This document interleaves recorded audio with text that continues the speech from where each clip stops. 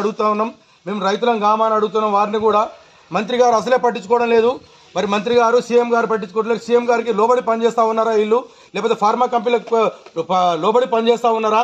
రైతులకు కూడా ఎక్కడన్నా పోని రైతులు చచ్చినా సరే ప్రాణాలు తీసుకుంటామని ఉన్నారా?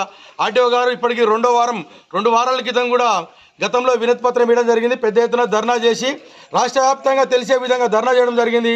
అదే చౌటుపల్లి ఏసీపీ గారు సిఐ గారు ఆధ్వర్యంలో ధర్నా విరమించడం. ఆర్టీఓ గారు 2-3 రోజుల్లో మాకు కలెక్టర్ తోటి మాకు ఆల్రెడీ సమావేశం ఏర్పాటు చేస్తాం, మంత్రి గారితో ఏర్పాటు చేస్తున్నారు. మరి ఆర్టీఓ గారు కూడా ముఖం చాటేయడం జరుగుతోంది.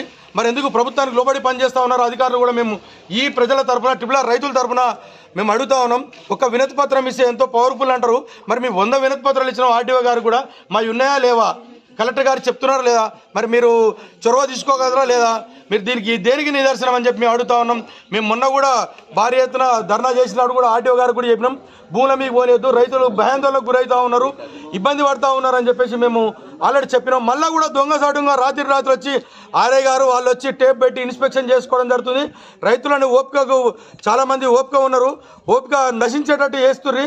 మీ అధికారులే కావాలని రెచ్చగొడుతుర్రి, ఏదైనా గొడవ సృష్టించాలని చూస్తుర్రి. మేము 3 సంవత్సరాల నుంచి శాంతియుతంగా ధర్నా చేస్తున్నాం, శాంతియుతంగా నిరసనలు జరుపుతూ ఉన్నాం.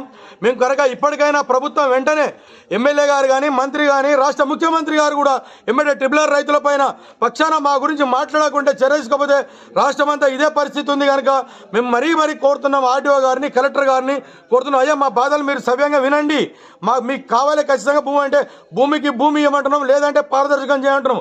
అదే మహబూబ్నగర్ జిల్లాలో దక్షిణ భాగంలో ఏ విధంగా అయితే అలైన్మెంట్ పారదర్శకంగా తీసుకున్నారో ఉత్తర భాగం కూడా అదే విధంగా పారదర్శకంగా తీసుకుంటున్నాం.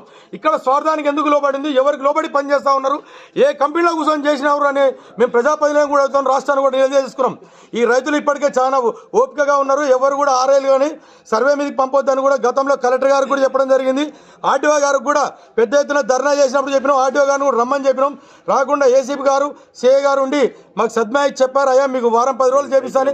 కమిషనర్ గారు కూడా మేము రచ్చకొండ కమిషనర్ గారు కూడా కలిసినాం. సార్ 3.5 సంవత్సరాల నుంచి మేము శాంతియుతంగా చేస్తున్నాం, ఎక్కడో లంకిచెర్ల జరిగినట్టు, నిర్మల్ జరిగినట్టు, అంబుజా కంపెనీ జరిగినట్టు ఎందుకు చేస్తలేరు ట్రిపుల్ రైతులు అంటే, ట్రిపుల్ శాంతియుతంగా పోరాడుతున్నాం, మాకు న్యాయం దొరుకుతుందని మేము అనుకుంటున్నాం. మీ ద్వారానన్నా మీ ఆర్టీఓ గారి నుంచి, కలెక్టర్ కానీ, ఏసీపీ గారి నుంచి, కమిషనర్ నుంచి కూడా ప్రభుత్వానికి ఇట్లన్నా మా పెయిన్ చెప్తారని చెప్పి మేము ఈ విధంగా చెప్తా ఉన్నాం. కనుక మీరు వెంటనే అలైన్మెంట్ అన్నా మార్చండి, మార్చకపోతే భూమికి భూమని ఇవ్వండి, బహిరంగ మార్కెట్ రేట్ ఇవ్వమని చెప్పేసి మా ట్రిపుల్ రైతుల పక్షాన మేము డిమాండ్ చేస్తూ ఉన్నాం.